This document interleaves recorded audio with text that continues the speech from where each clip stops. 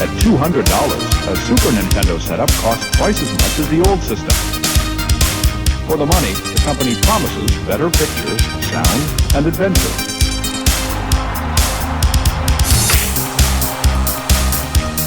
Now you're playing with power, superpower. You're the king, I tell you! The king!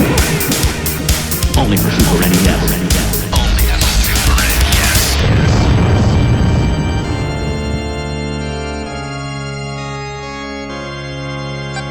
You're listening to the SNES podcast with your host, Soulblazer.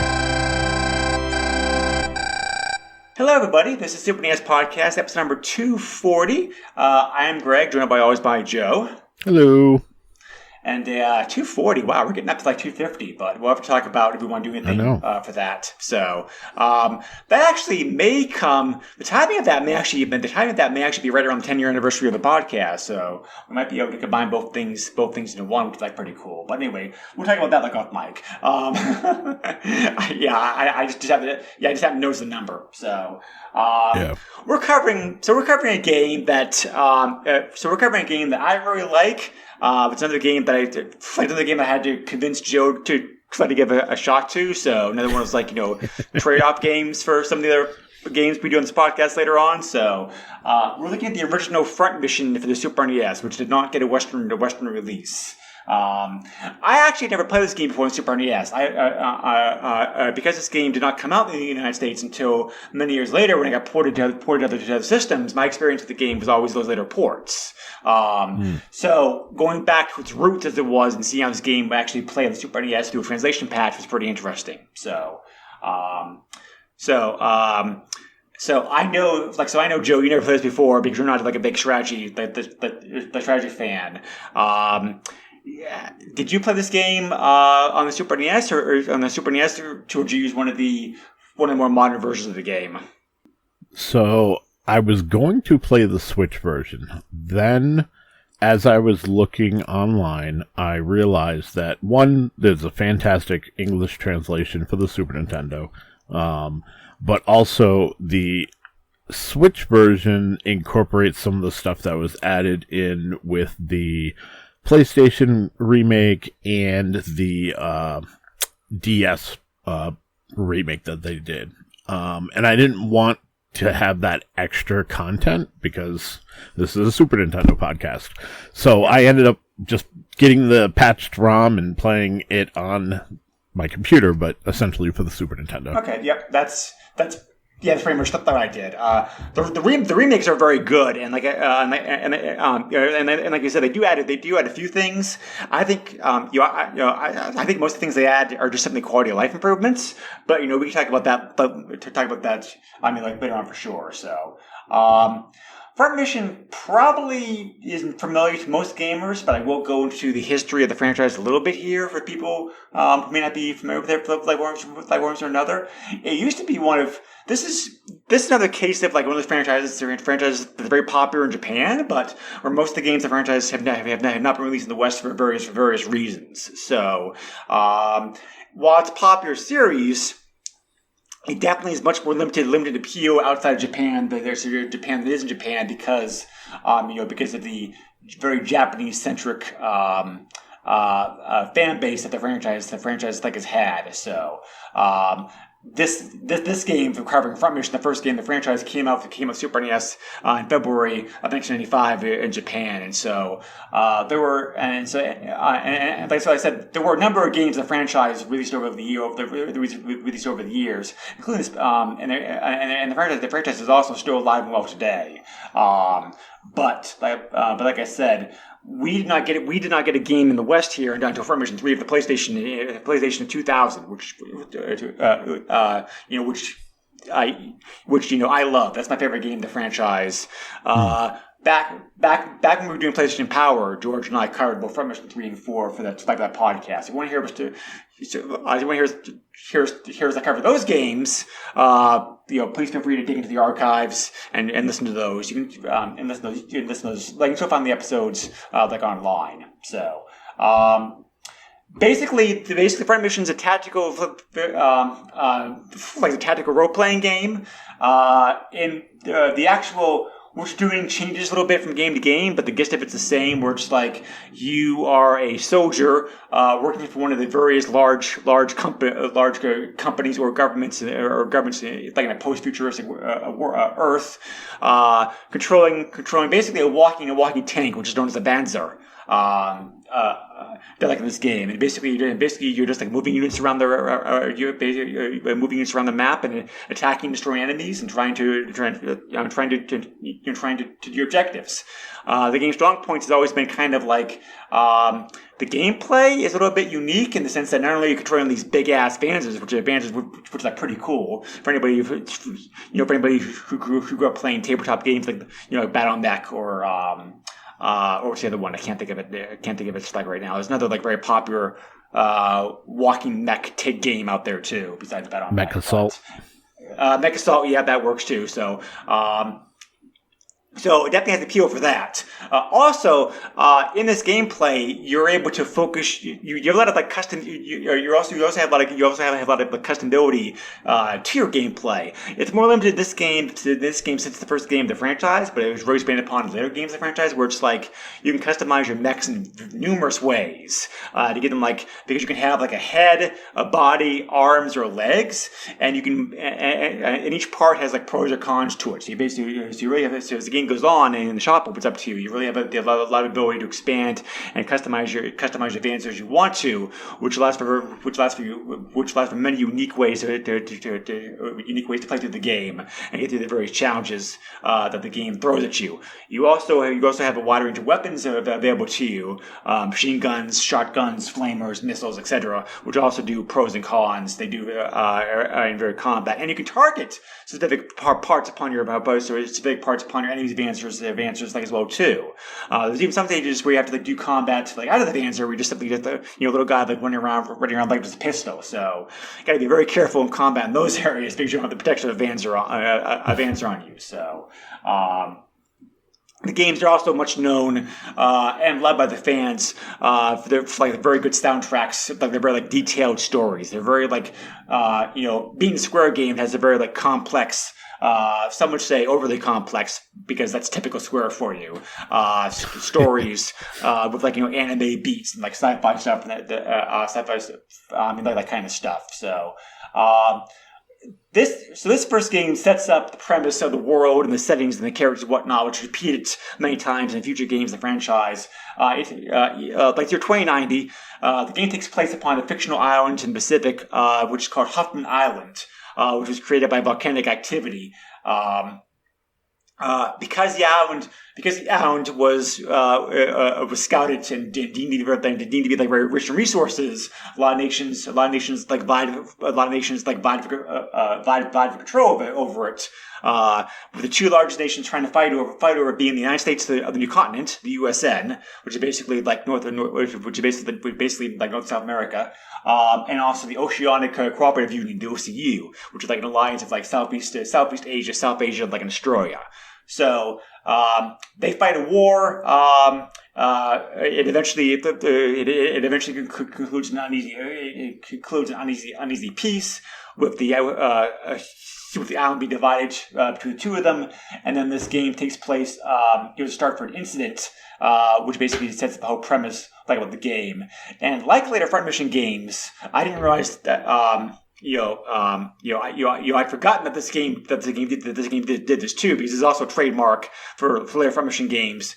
You're able to play the game. You're able to play through the game twice, because the default play has you playing on the OCU side, but you can also play the game later on the USN side, and you get different maps, different mysteries. The story is different, characters different, lots different between the two scenarios. So it really encourages replay value. And for a console game of this time period, that's pretty unique. I can't think of many of the games which came out which did that, and that's one of several reasons why this game never came out in the West, because it would have been a very expensive and complex game for Square to bring over here, not only because of the hardware involved, but also because of the translation effort of the game that would require, and Square just didn't feel that there was a market for it over here in the West. So, like I said, Final Mission 3 is the first game in the series which actually got like a Western release. So. Having set up all the background, the premise about the franchise and the game, and the game and everything else, and knowing I had to like pretty much bribe you to give this game a shot, Joe. I'm curious to hear your thoughts and impressions on it. All right. Wow. So, not a big fan of turn-based tactical combat games, a la Final Fantasy Tactics and whatnot. This wasn't horrible. I'll give you that. That being said, I say wow because wow, do you get quickly overwhelmed? In my opinion, with just everything that is going on and what you can do. Like Greg was saying, like, you can customize almost every aspect of the mech, and that in itself is a rabbit hole to go down, let me tell you. Especially later games. I was going to say, and you know, with the trade-offs and the pros and cons to each part, I can only imagine how intricate those games are now. This is how the first one was. That being said, I did like that terrain, positioning, and enemy weaknesses were really like three key things you had to pay attention to, because it can either A, give you an advantage, or B, put you in a disadvantage. So I thought that was a pretty cool mechanic to put in there. And then, of course, you add that all in with, you get the pros and cons of the armor and upgrades and blah, blah, blah. There's a lot here. And you know what? In all fairness, most mech games are pretty in-depth. I mentioned Mech Assault because Mech Assault was like the biggest mech game that I enjoyed playing on the original Xbox. And even that game had, like an intricate like part system that you could swap out. And when you're given 50 to 60 parts for just one piece of your mech, and then weighing out the odds and what the pros and cons of that particular weapon or armor does, it's a lot. But yeah, I mean, I didn't love this because, again, not a turn-based tactical guy, and that'll never change. I've tried so many different tactical games. I've been forced to play quite a few tactical games, and my stance has never changed on that. That being said, what I did experience of the story, I thought was very well done. I think that's definitely one of the stronger suits, and I think that, if you do have apprehension to turn-based tactical games like I do, I would absolutely suggest watching a walkthrough on YouTube, just because the story is actually really good, and it's fun to see someone playing who knows what they're doing. Some of the remakes of this game also take away some of those like growing pains that Joe just mentioned. We'll talk about them later on in a bit. Yeah, I was going to say, like, some of the videos I saw, like, of course, like when I'm trying to look up gameplay for this so I could see a little bit more into the game, everything was pushing me towards the remake on the Switch. Everything. Yeah. So it's like I was trying. It's a very good version. Yeah. And I was trying to avoid it just because I didn't want what I was playing to be tainted, with like knowledge of the newer stuff. Sure, right, yeah. But I mean, it didn't, and I can say like spot on. This is Squaresoft at its peak as far as graphics and sound. I think both are fantastic in this game. And you know what? Nod to their port to the WonderSwan, which was pretty amazing. Yeah, I'm going to mention that. So, but also, like, when they upgraded it for the PlayStation, like, it just took it to the whole new level.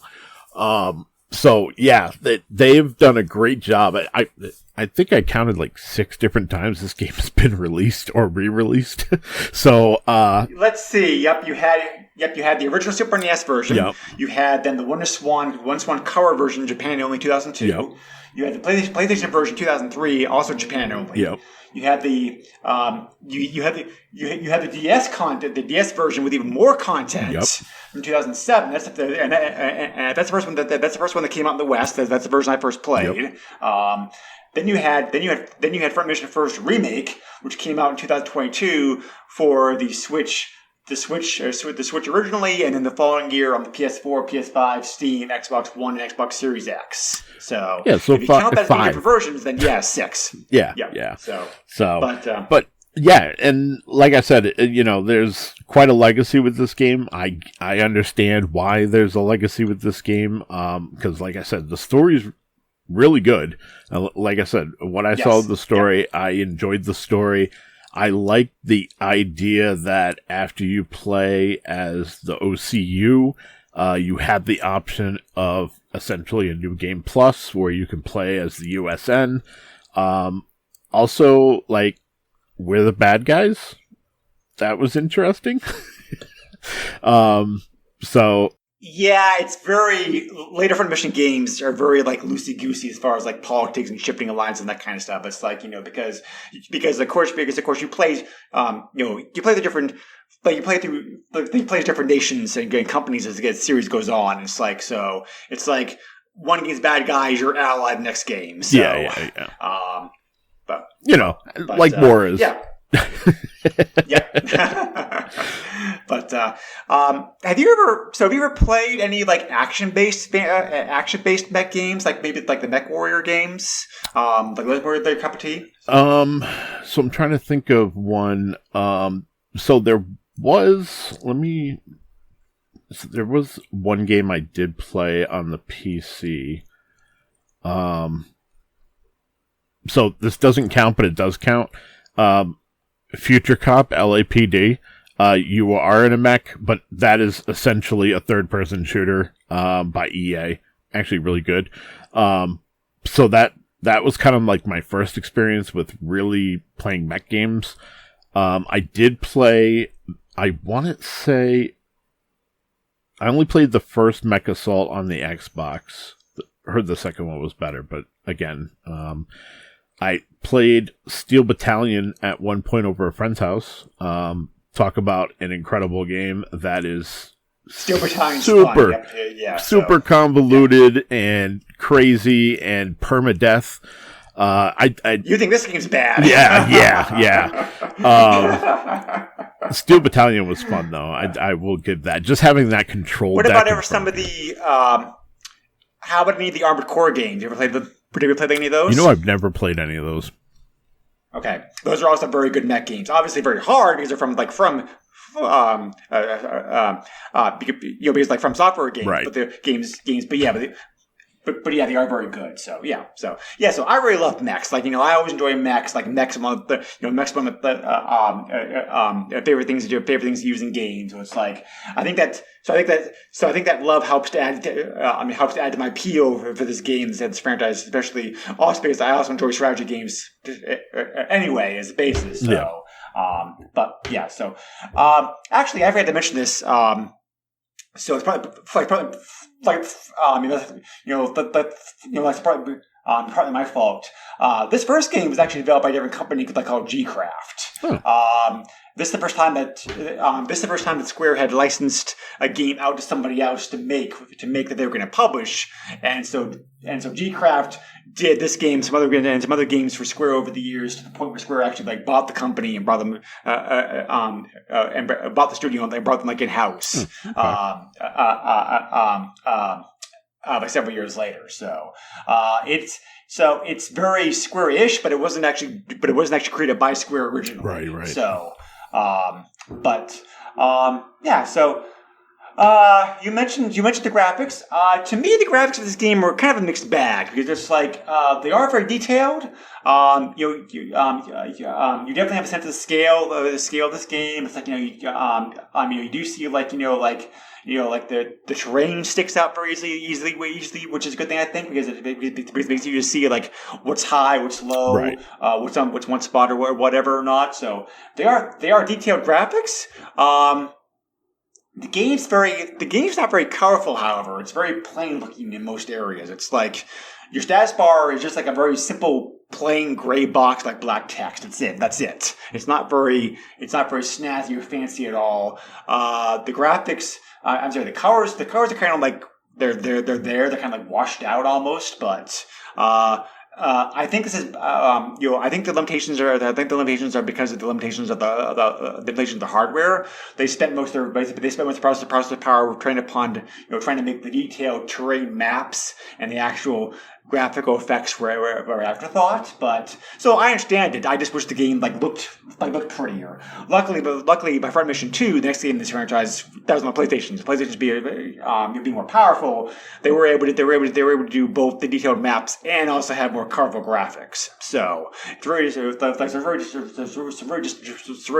limitation of this first game, and the remakes also look more colorful as well. Also, I should add. So I was surprised going to this game. The first time, I'm going like, oh, this is very bland looking, but but they are very detailed graphics. I will give it that. Yeah, so I had the opposite reaction because I haven't played any of the other games. So, like, for me, I was like, okay, well, it's supposed to be muted colors because it's war. War isn't colorful and pretty, so why would it be colorful and pretty? And I thought the detailed sprites were, well enough. They represented what they needed to, and whatnot. So, I don't know.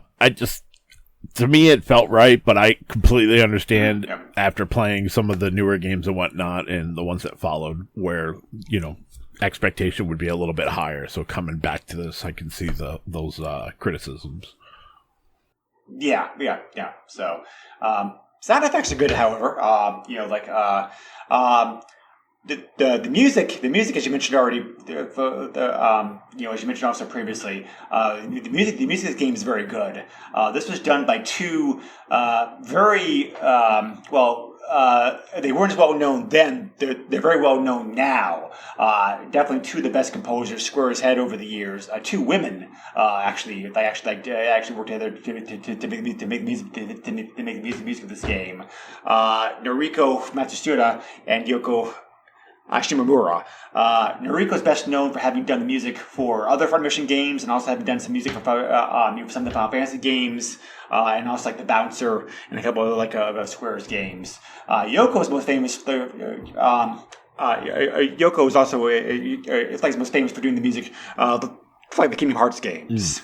So definitely two very good composers who knew what they were doing, which makes which about the music in this game is so good. It's a very good soundtrack. The Front Mission games, you've always had great music to go along the gameplay and the story. Yeah, I thought the sound effects were serviceable. No complaints there. The soundtrack was actually really good, and I mean it's SquareSoft. I didn't expect it to be bad. But that being said, I immediately, after playing it for a bit, was like, I need to get the soundtrack. So I went over to eBay and, I couldn't find the first, Front Mission soundtrack for less than $60, and it has to be imported from Japan. So I was like, with duties and everything else that come with that, I was just like, I'm going to hold off. It's digital somewhere out there on the web.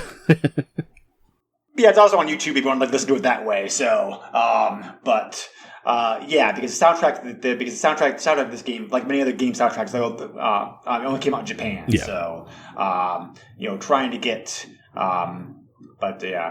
So we mentioned the remakes previously a little bit. Let me go into that just for a minute because, because I want to argue that as good as this game is, the remakes definitely I think are the preferred way to play the game. If everyone that plays the game now, because if you're like me and started out the series later on in his life, because the fact Farmers 3 was the first game in the series to come out in the West, a lot of folks out there may not have played this game yet. So the DS version of the game is the version I first. Like the version I was first exposed to. It's pretty pricey to get nowadays because it is like a very popular game. It is like a collector's item. The main, however, I think the DS version is superior in one way. The game's reprogrammed to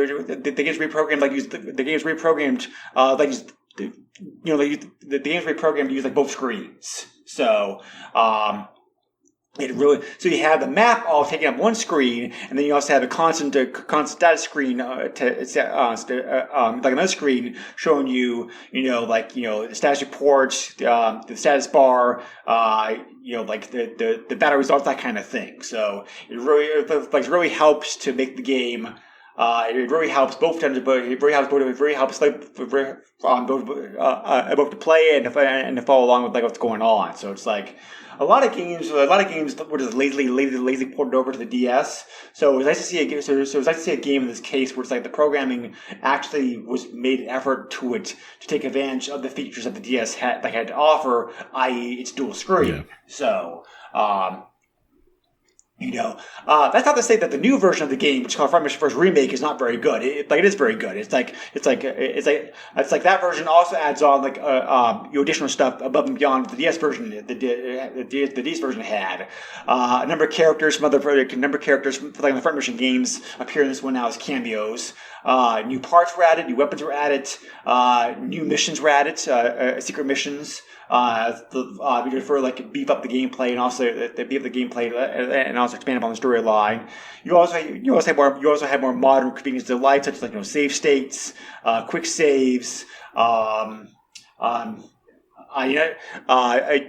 able to adjust the difficulty level, plus other things like that. Because I agree with you, Joe. Going this game the first time cold, it is very difficult. So it's not a very good. The later games the franchise did a better job about easing it up slowly.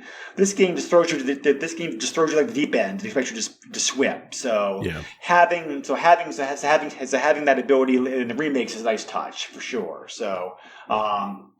So the remakes are cheap. I think the base price is like $20 now. So but they often go on sale. So you definitely can pick those up. On your platform of choice. As you want to. Front Mission 2 also got a full remake last year as well. And Front Mission 3 is supposed to be out at some point soon. I've been waiting for that game for 2 years now at this point. It keeps getting delayed. So we keep crossing our fingers that the remake of that game is coming out at some point. Because as soon as I see it at the Switch shop, it's day one purchase. Yeah, sure. Yeah. And I was going to mention that, obviously they're going all in because, they released the first one, they released the second one, they're bound to release the third one. I don't see why they wouldn't. So, clearly this game has a legacy. It has a fan base, and I love seeing old Super Nintendo games like this being remastered and upgraded and given that quality, quality of life upgrades, so that modern players can play them. Yep. Speaking of remakes, we were just talking about this, like Mike with the podcast. Limited Run's coming out with a limited run game next year is coming out with an enhanced version of Doom for the Super NES as well too. Yeah. It's that's another game that's being remade for a modern audience. So I always love to see that kind of thing happen. Yeah, absolutely. So so the game sold very well. The game reviewed very well. The original version of the game in Japan, Famitsu, one of the biggest game magazines for Japan back then, gave the game 9 out of 10 when it came out. 1995. So the DS version of the game also got high marks, 72 average. Average Metacritic. All the major sites pretty much gave 7s or 8s across the board. Yeah. So pretty good reviews. So Nintendo Power, I think, probably did the best one-line summary of this game that I could think of. They called it a stark, futuristic, advanced wars with a happy combatants and much more complex vehicle variety. So Yeah. that's a pretty good summary. Just some of the game right there. As it is.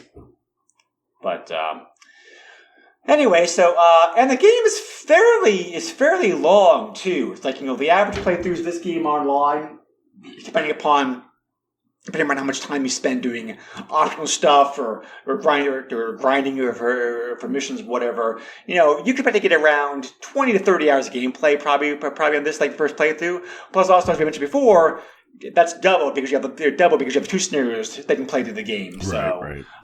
So altogether, getting 40 to 60 hours of gameplay out of this game is pretty good, especially Super NES game. I thought so.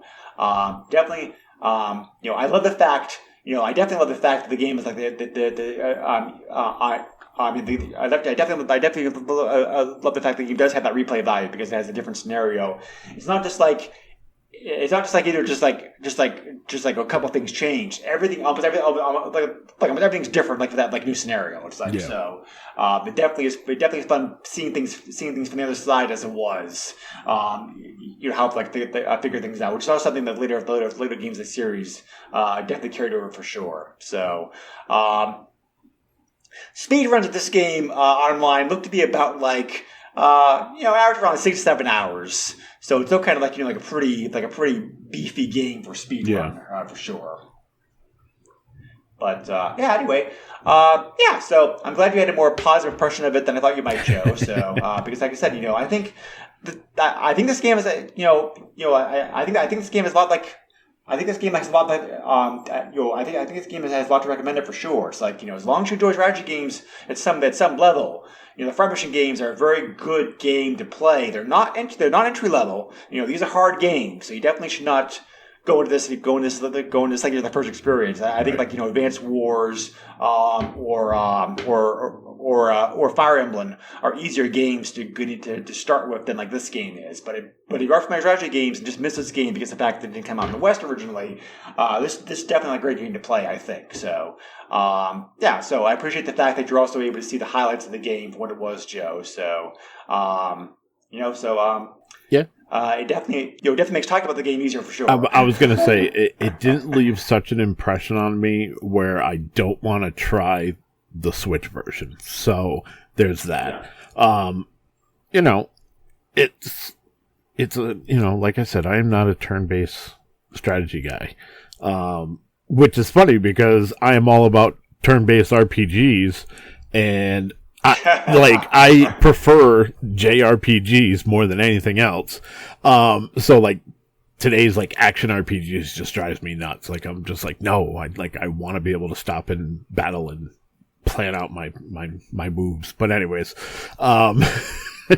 so yeah, this was a positive experience, and I'm gonna check out the Switch version. I have it downloaded on the Switch. I just haven't played it, and like I said, I didn't want to conflict with my experience here with the Famicom version. Sure.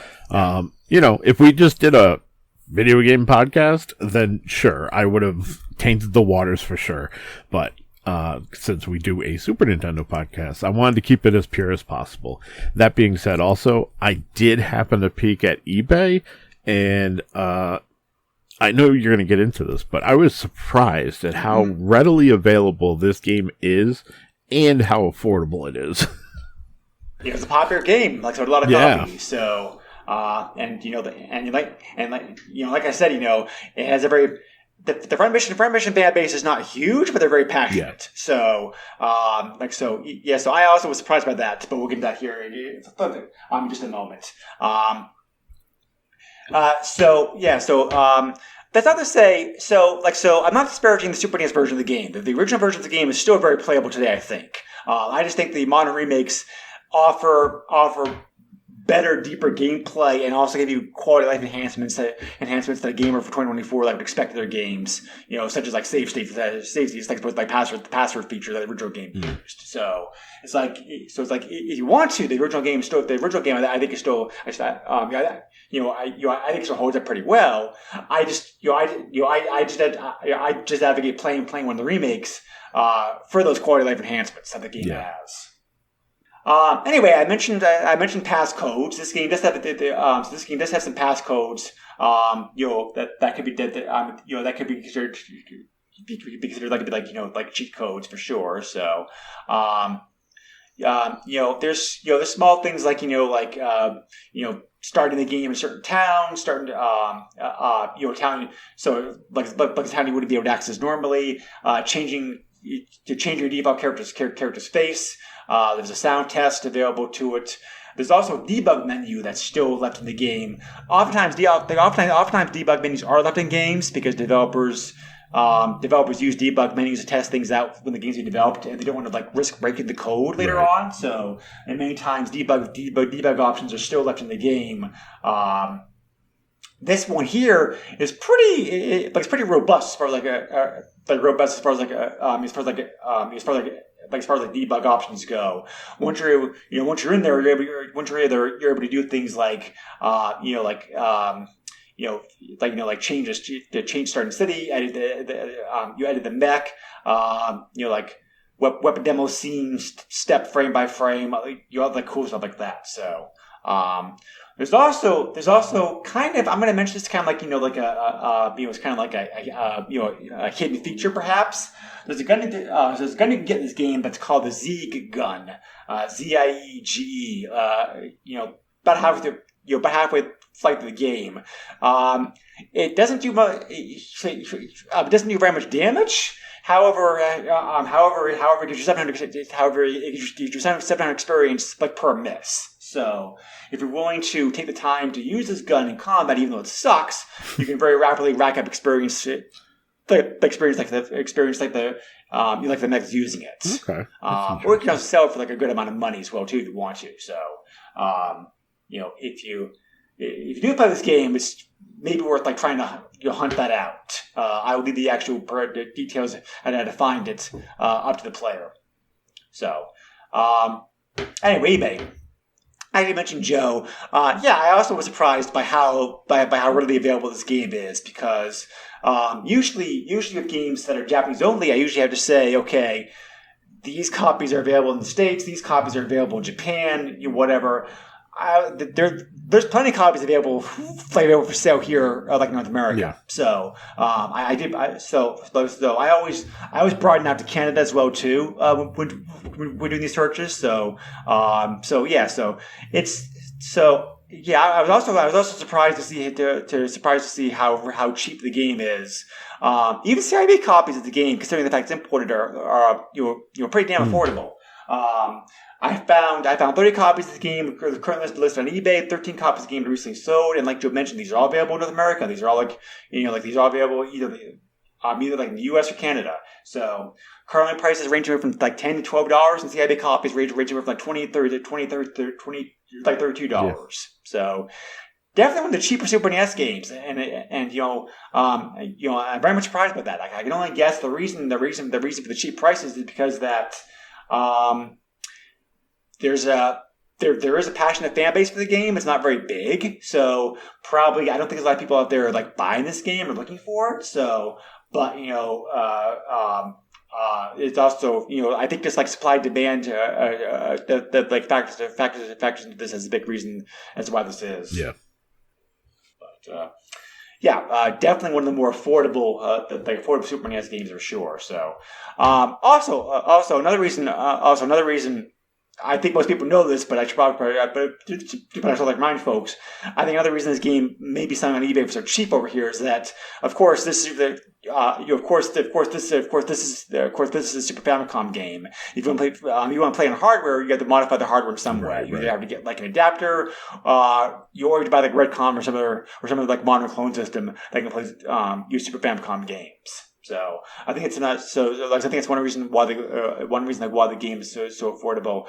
I actually was expecting to see. I was surprised. I didn't see any. At least I didn't the day I was looking. I thought there'd be like modern repros of this game out there on Super NES carts. For like plain stock, like plain stock US systems, like I saw often see with Japan import games. Didn't see any copies of this one. I think it's because the remakes of the game like being out there like readily available. Just an educated guess. So yeah, Friend Mission, very good game. I still prefer later games in the series more than this one is because those later games because those later games do smooth out some of the rough spots that this game has. And definitely allow for some more like gameplay ability and options and whatnot. But it's a very good game for a very good franchise. And I was surprised to see playing the Super NES version for the first time how well the game actually holds up nowadays. So yeah, definitely impressed and happy to have given it a shot. So I'd like to appreciate you sharing with me, Joe, some of these like more picks the podcast. I definitely want to cover that. I'm not. You're not the most gung-ho about, but your turn will come for that later on this year. I promise you that. Some of the picks coming up for sure, but